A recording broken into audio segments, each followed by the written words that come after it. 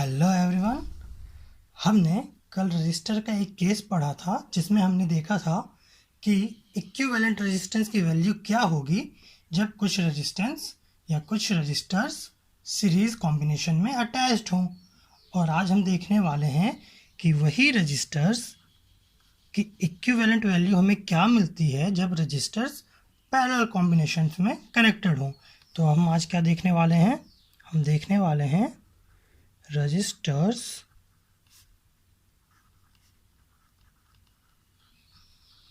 connected in parallel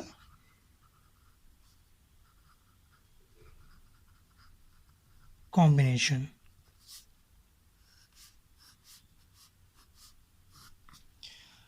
हमने series connection में क्या देखा था कि रेजिस्टेंस ऐसे अटैच्ड होते हैं कि एक रेजिस्टेंस का हेड दूसरे रेजिस्टेंस के टेल से अटैच हो, और उस केस में हमने इक्विवेलेंट रेजिस्टेंस की वैल्यू कैलकुलेट की थी। आज हम पैरेलल कॉम्बिनेशन देखने वाले हैं। पैरेलल कॉम्बिनेशन क्या होगा? पैरेलल कॉम्बिनेशन हम उसे कहेंगे जब नंबर्स ऑफ रेजिस्टेंस के सारे हेड्स को हम एक पॉइंट पे अटैच करें और सारे टेल्स को एक पॉइंट पे अटैच करें, और इन दो पॉइंट्स को, ये जो दो कॉमन पॉइंट्स हमें मिलेंगे, उनके अक्रॉस हम कोई पोटेंशियल डिफरेंस क्रिएट करें। कैसे? कोई बैटरी लगा के। तो इस तरीके से जो कॉम्बिनेशन फॉर्म होगा उसे हम कह रहे हैं पैरेलल कॉम्बिनेशन। कहने से नहीं समझ में आई बात? अपन ड्रॉ करते हैं, ड्रॉ करेंगे, फिर जो हमने कहा वो हर एक पॉइंट पे उसे मैच करते जाएंगे कि जो हमने जो कहा वही हम कर रहे हैं या नहीं। हमने क्या कहा कि हम कई सारे रजिस्टर्स लेंगे जिनमें से एक रजिस्टर ये है, हमने एक और रजिस्टर लिया और एक और रजिस्टर लिया। आप और भी ले सकते हैं, अभी जस्ट हमें कैलकुलेट करना है तो हम अभी 3 लेके चल रहे हैं। हमने क्या कहा कि सारे रजिस्टर्स के हेड को एक पॉइंट पे हमें लाना है और सारे रजिस्टर्स के टेल को एक पॉइंट पे हम कनेक्ट करना चाह रहे हैं। तो वायर है, अब चाहे तो इनको ऐसे एक्सटेंड करके कनेक्ट कर लें, चाहे तो ऐसे कनेक्ट कर लें। तो हम ईजीएस्ट वे है कि ऐसे कनेक्ट कर लेते हैं। हमने इन सारे रजिस्टर्स को एक पॉइंट पे यहाँ कनेक्ट किया और इन सारे रजिस्टर्स को एक पॉइंट पे यहाँ कनेक्ट किया। ठीक, हमने जो कहा था वही किया। सारे टेल्स को एक पॉइंट पे, सारे हेड को एक पॉइंट पे, और ये जो दो हमें कॉमन पॉइंट्स मिले इनके अक्रॉस हम पोटेंशियल डिफरेंस क्रिएट करने के लिए क्या करेंगे? एक बैटरी का यूज़ कर लेंगे। ये प्लस टर्मिनल और ये माइनस टर्मिनल। तो करंट हमारा इस डायरेक्शन में फ्लो होगा और करंट को हम रिप्रेजेंट कर रहे हैं कैपिटल आई से। और अगर ये हमारा रजिस्टर R1 है, ये R2 है और ये R3 है, तो सीरीज कनेक्शन में हमने क्या देखा था कि करंट के पास कोई ऑप्शन ही नहीं था जहां वो डेविएट होता या डिवाइड होता। यहाँ पे करंट के पास ऑप्शन है कि ऐसा करंट जाएगा तो ये करंट 3 डायरेक्शन में जा सकता है। इस डायरेक्शन में भी जा सकता है, इस डायरेक्शन में भी जा सकता है, इस डायरेक्शन में भी जा सकता है। जा सकता है क्या? ये जाएगा ही, क्योंकि इसके पास 3 पाथ अवेलेबल हैं। आपने देखा होगा, आप अपने सर्किट बोर्ड में, जो भी इलेक्ट्रिक बोर्ड है आपके घरों में, आप उसमें से जितने वायर्स ले जाएं उतने इक्विपमेंट्स आप उससे, उतने अप्लायंसेस आप उससे चला सकते हैं, फ्रिज, कूलर, एसी, जो भी आप चाहें। तो ये तो बात मानने में कोई प्रॉब्लम नहीं होनी चाहिए कि करंट ऐसा डिवाइड होगा। फिर हमने क्या किया कि ये जो करंट R1 रजिस्टर्स के थ्रू फ्लो होगा उसे हमने दिया I1 नाम, जो R2 के थ्रू फ्लो हो रहा है उसे हमने कहा I2, और जो R3 के थ्रू फ्लो हो रहा है उसे हमने कहा I3।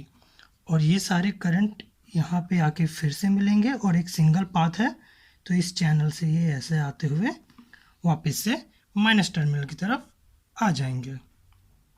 और ये जब सीरीज कॉम्बिनेशन में अटैच होते हैं रजिस्टर्स, तो ये जो पोटेंशियल डिफरेंस होता है जिसे हम V से डिनोट करते हैं, ये तीनों रजिस्टर्स के अक्रॉस सेम होता है। कैसे पता हमें?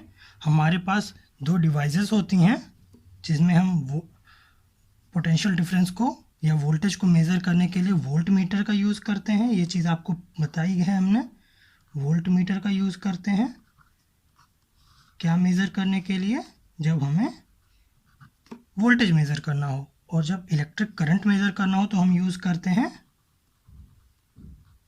अमीटर, किसे मेज़र करने के लिए, इलेक्ट्रिक करंट को। तो जब हमने प्रैक्टिकली कैलकुलेट किया एक्सपेरिमेंट के थ्रू, तो हमने क्या देखा कि ये मान लीजिए कोई x एम्पियर का करंट यहाँ से फ्लो हो रहा था, जो आके 3 पार्ट में डिवाइड हुआ है, और ये जो आप आके फिर से यहाँ पे मिला, ये तो I करंट ही है, क्योंकि जितना डिवाइड हुआ था उतना ही आके यहाँ पे इकट्ठा हुआ। तो हम यहाँ पे एक चीज़ कह सकते हैं कि ये जो टोटल I है, टोटल करंट है, ये I1 plus I2 plus I3 के इक्वल होगा। जैसा हमने सीरीज़ में देखा था कि पोटेंशियल डिफरेंस सब में रजिस्टर के अक्रॉस चेंज हुआ था, उनका समेशन हमने किया तो हमें ओरिजिनल पोटेंशियल डिफरेंस मिल गया था। उसी तरह इस केस में हमें करंट डिवाइड होता दिख रहा है, और जब हम उसे कैलकुलेट करते हैं तो हमें वो इक्विवेलेंट इसके टोटल करंट के मिल जाता है। ठीक है, आगे देखते हैं। हमने जो चीज़ें यहाँ पे देखी हैं, जो चीज़ें करी हैं, जो भी सेटअप किया है, उसके बारे में थोड़ी सी चीज़ें हम यहाँ पे नोट डाउन कर लेते हैं। हमने क्या किया, हमने V मैग्नीट्यूड का कोई पोटेंशियल डिफरेंस क्रिएट किया, किसके, इनके अक्रॉस। तो हम लिख सकते हैं let V be the potential difference applied across the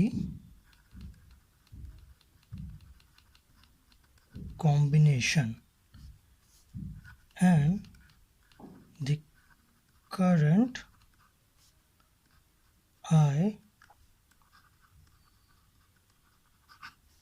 coming from the cell. ये हमारा सेल था, आप इसे बैटरी भी डिनोट कर सकते हैं। The current coming from cell get divided into 3 parts, that is I1, I2 and I3, which flows through the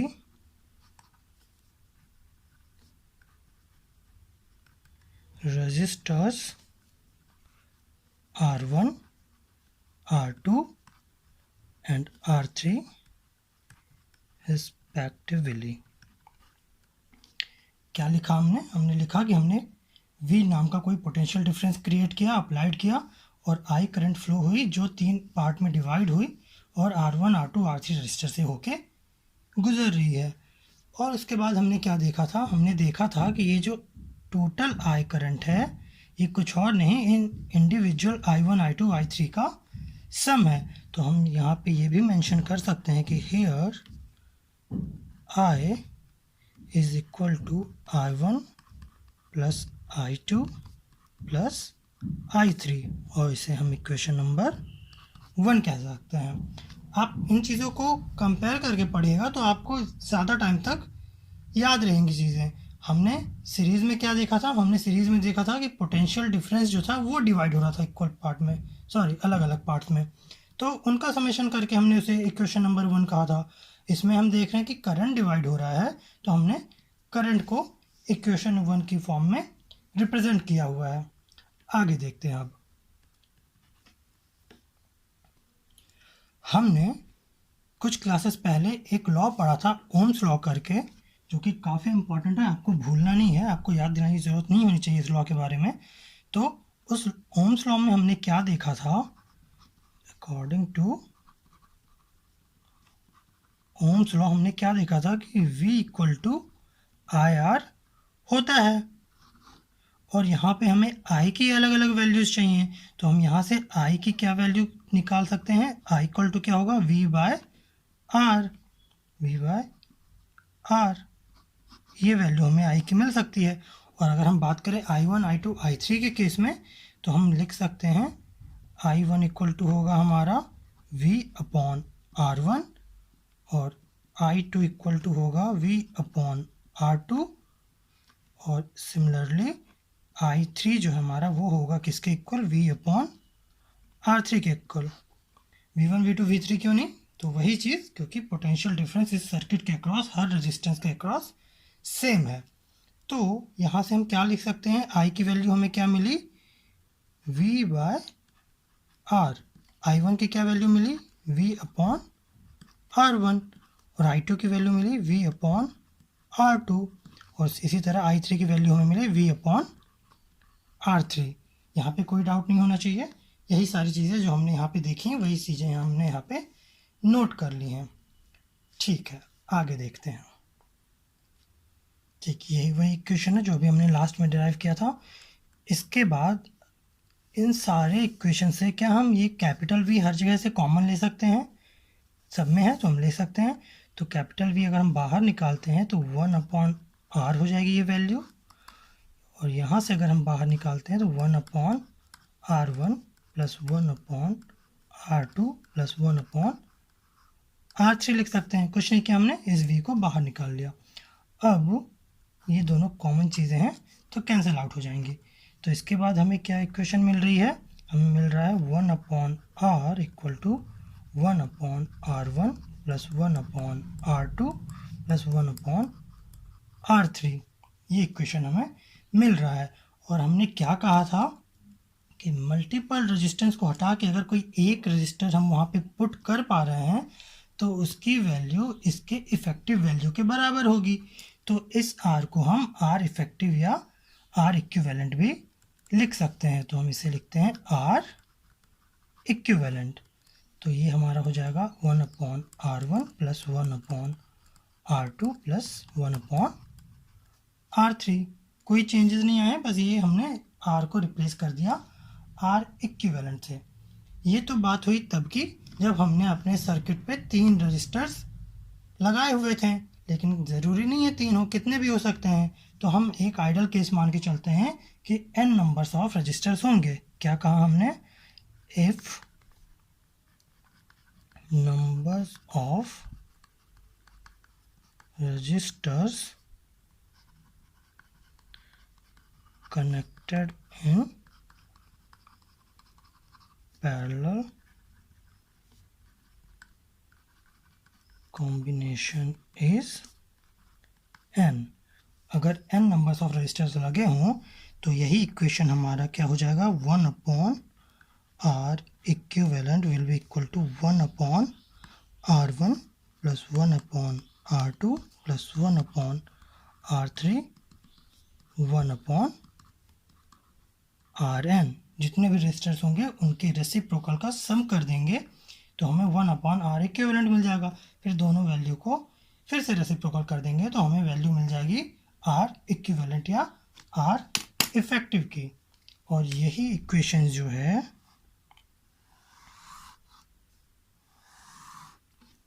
equivalent resistors का इक्वेशन है जब रेजिस्टर्स पैरेलल कॉम्बिनेशंस में अटैच्ड हों। ठीक, तो ये इक्वेशन आपको याद रखनी है। अब इस इक्वेशन से हम एक कुछ कंक्लूड करने की कोशिश करते हैं कि ये इक्वेशन हमें बताना क्या चाह रहा है। हमने ये आपका यहाँ तक हो गया है, अब हम कुछ एक्स्ट्रा चीज़ें देखने वाले हैं। हमने सीरीज़ कॉम्बिनेशन में क्या देखा था, मान लीजिए कोई रेजिस्टेंस है, मान लीजिए हमारे एक ये 3 ओम का रेजिस्टेंस है, फिर इसके बाद एक रेजिस्टेंस और हमने मान लीजिए 6 ओम का डाल दिया, और इसके बाद एक और रेजिस्टेंस हमने 9 ओम का डाल दिया। इनके बीच हमने पोटेंशियल डिफरेंस क्रिएट किया, ये अलग चीज़ें हैं। तो इस केस में हमें जो R इफेक्टिव या R इक्विवेलेंट मिल रहा था वो क्या मिल रहा था, इन तीनों का सिंपली सम 3 + 6 + 9।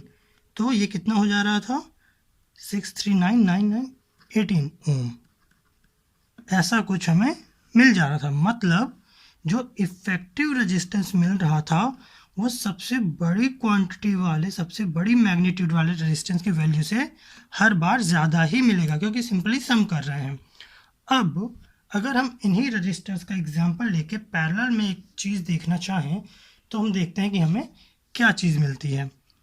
यहाँ पे हम पैरेलल का केस देखते हैं। हमने क्या किया, एक रजिस्टर ये लगाया, एक रजिस्टर ये लगाया, एक रजिस्टर ये लगाया, सर्किट लगाई और हमने यही वैल्यू यहाँ पे पुट की ताकि हम इजीली कंपेयर कर सकें। 3, 6, 9। तो हमने आर इक्विवेलेंट की वैल्यू में क्या देखा कि 1/R इक्विवेलेंट जो है वो है 1/3 प्लस 1/6 प्लस 1/9। इनको ऐड करने के लिए क्या करेंगे, हमने एलसीएम लिया तो हमारा एलसीएम आएगा 18। अब हम इसे सॉल्व करते हैं तो क्या आएगा, 3, 6, 3, 2। इसकी वैल्यू आई 11/18। किसकी वैल्यू आई है, 1/R इक्विवेलेंट की। R इक्विवेलेंट की वैल्यू चाहिए तो हम इसे ऐसा रेसिप्रोकल कर देंगे तो R इक्विवेलेंट की वैल्यू हमें मिल जाएगी 18/11। ये वैल्यू मिली। ये कोई न्यूमेरिकल नहीं है, बस हम कुछ समझने की कोशिश कर रहे हैं। तो हमने यहाँ पे देखा कि R इक्विवेलेंट की वैल्यू जो मिली हमें 18/11 मिली। इससे अगर हमें और सॉल्व करना हो तो बिल्कुल सिंपल वे में समझते हैं। 18 को हम 11 से डिवाइड करेंगे तो क्या ये 2 बार जा पा रहा है, 11 तक ही जाएगा। 2 करेंगे तो 22 हो जाएगा जो 18 से ज़्यादा होगा, तो इसकी वैल्यू 1 पॉइंट समथिंग समथिंग आएगी। तो इस तरीके से हमने जब सॉल्व किया तो हमें क्या चीज़ पता चली कि जो इक्विवेलेंट रेजिस्टेंस हमें पैरेलल कॉम्बिनेशन के केस में मिल रहा है वो जो सबसे छोटा, सबसे लीस्ट वैल्यू का रजिस्टर है उसकी वैल्यू से भी कम मिल रहा है। मतलब जब हम इस सर्किट के तीनों रजिस्टर्स को एक रजिस्टर से रिप्लेस करेंगे तो उस रजिस्टर की वैल्यू, ये जो सबसे कम वैल्यू का रजिस्टर है, इससे भी कम होगी। तो ये चीज़ यहाँ पे समझने वाली बात थी कि सीरीज़ में जब हम इक्विवेलेंट रजिस्टर अटैच करते हैं तो वो उनके मैक्सिमम वैल्यू से भी ज़्यादा होती है इक्विवेलेंट रजिस्टर की वैल्यू, और पैरेलल में जब हम इक्विवेलेंट रजिस्टर लगाते हैं तो वो सबसे लीस्ट वैल्यू से भी कम वैल्यू का रजिस्टर होता है। तो ये चीज़ हम नोट कर लेते हैं। इस चीज़ को आप नोट डाल के लिख लीजिएगा, ये इंपॉर्टेंट चीज़ें हैं।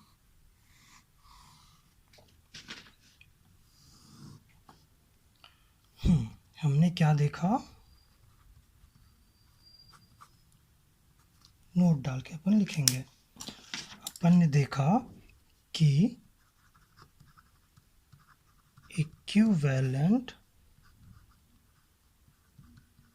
Resistance of a parallel combination of the registers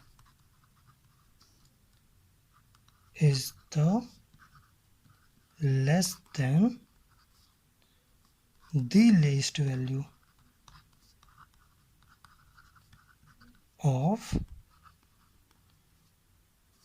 resistor in the circuit। हमने क्या लिखा कि equivalent resistance of the parallel combination of the resistors के पैरेलल कॉम्बिनेशन के इक्विवेलेंट रेजिस्टेंस की जो वैल्यू होती है वो लेस होती है किससे, जो लीस्ट वैल्यू ऑफ रजिस्टर होता है सर्किट में। सर्किट में जो लीस्ट वैल्यू का, सबसे कम वैल्यू का जो रजिस्टर है उससे भी कम वैल्यू होती है इक्विवेलेंट रेजिस्टेंस की सर्किट में। ठीक है, एक चीज़ हमने ये देखी। एक चीज़ और हम बिल्कुल छोटी सी बेसिक सी बात हम समझ लेते हैं, क्या कि जो हमारे घरों में सर्किट यूज़ होते हैं, जो घरों में जो भी कनेक्शंस होते हैं वो सीरीज़ कॉम्बिनेशन में होंगे या पैरेलल कॉम्बिनेशन में होंगे, ये बिल्कुल आप इजीली समझ जाएंगे। मान लीजिए हमारे घर में अप्लायंस सीरीज़ में लगे हैं। ये रजिस्टर्स क्या है, अप्लायंस है। करंट के फ्लो के डायरेक्शन में हम अपन ने फ़ैन लगा दिया, एक फ्रिज लगा दिया, कूलर लगा दिया, तो ये क्या करंट के फ्लो को एब्जॉर्व कर रहे हैं, उसके फ्लो को आगे बढ़ने से रोक रहे हैं, वो यूज़ कर रहे हैं उसे। तो अगर हमने सीरीज़ में लगा दिया और ये मान लीजिए कोई करंट जा रहा है और भूले भटके मान लीजिए हमारा ये फ़ैन था, ये कूलर था और ये मान लीजिए हमारा फ्रिज था, तो किसी कारण से हमारा फ़ैन जो है वो फ़ैन की वर्किंग नहीं कर रहा। वर्किंग कब नहीं करेगा? जब इसमें करंट किसी वजह से फ़्लो नहीं हो रही है। करंट जाता तो ये वर्क करता, करंट ये एक्सेप्ट ही नहीं कर रहा। तो इस केस में क्या होगा, जब यहीं पे ये सर्किट ब्रेक हो गई तो हमारा कूलर भी वर्क नहीं करेगा, हमारा फ्रिज भी वर्क नहीं करेगा। तो इसका सॉल्यूशन क्या है? इसका सॉल्यूशन ये है कि हम घरों में अप्लायंस को पैरेलल कॉम्बिनेशन में लगा दें। अगर ये मान लीजिए फिर से हमारा फ़ैन है, ये कूलर है, ये फ्रिज है, तो अगर किसी केस में ये वर्क नहीं कर रहा तो करंट के पास ये डायरेक्शन भी है, ये डायरेक्शन भी है इनमें फ़्लो होने के लिए, और ये काफ़ी है इन चीज़ों को वर्क करने के लिए। तो ये बहुत छोटी सी चीज़ थी जो अपन समझ चुके हैं कि जो हमारे घरों में सर्किट का फ्लो होता है वो पैरेलल वे में होता है। तो हम क्या लिख सकते हैं कि parallel combination of the resistor or circuit is used in our domestic electric circuit। ये चीज़ आपको ध्यान रखनी है। आप इतनी मेथड अगर नहीं याद रखना चाहते क्यों कैसा क्या है, तो आप इतना याद रखें, घरों में जो सर्किट का फ्लो होता है वो पैरेलल वे में होता है। क्यों होता है वो हमने यहाँ पे बता दिया। तो ये चीज़ें थी जो हमें पैरेलल कॉम्बिनेशन में सीखनी थी। तो इसके लिए आज हम इतना ही रखते हैं। अगली क्लास में हम देखेंगे कि हम इसके आगे और क्या चीज़ें देख सकते हैं। बचा क्या क्या है अभी आपका इफेक्ट, करंट का हीटिंग इफेक्ट बचा है जो जूल इफेक्ट भी कहलाता है। ये सारी चीज़ें बची हैं। बेसिक काफ़ी हद तक इंपॉर्टेंट चीज़ें हमने कवर कर ली हैं। अब थोड़ी सी क्लासेस और बची हैं, फिर आपका ये 10th का फर्स्ट चैप्टर कंप्लीट हो जाएगा। तो आप इसे अच्छे से रिवाइज कर लीजिएगा और इसके बाद फिर हम देखते हैं कि आगे की क्लास में हम और क्या नया सीखने वाले हैं। ठीक है।